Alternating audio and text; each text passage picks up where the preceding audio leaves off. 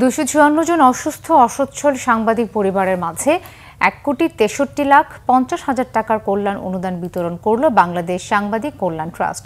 রাজধানীর তথ্য ভবনে এই অনুদানের চেক বিতরণ অনুষ্ঠানে প্রধান অতিথি ছিলেন তথ্য ও সম্প্রচার মন্ত্রণালয়ের সচিব মাহবুবা ফারজানা। তিনি বলেন, অসুস্থ ও অসচ্ছল সাংবাদিকদের মধ্যে কল্যাণ অনুদান বিতরণ একটি চলমান প্রক্রিয়া। তিনি আরও বলেন, গুজব ও অপতথ্য মোকাবেলায় সাংবাদিকদের কার্যকর ভূমিকা পালন করতে হবে।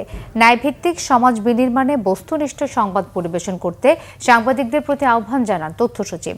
বাংলাদেশ সাংবাদিক কল্যাণ ট্রাস্টের ব্যবস্থাপনা পরিচালক মোহাম্মদ আবদুল্লাহর সভাপতিত্বে বিভিন্ন সাংবাদিক সংগঠন, সরকারের প্রতিনিধিরা উপস্থিত ছিলেন।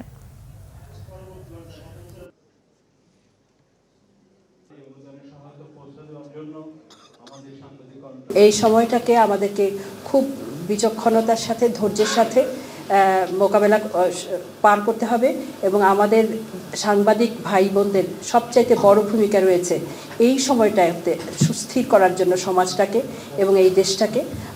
আমার মনে হয়, আমার বিশ্বাস, আমাদের সাংবাদিক ভাই বোন তা করে চলেছেন এবং করবেন।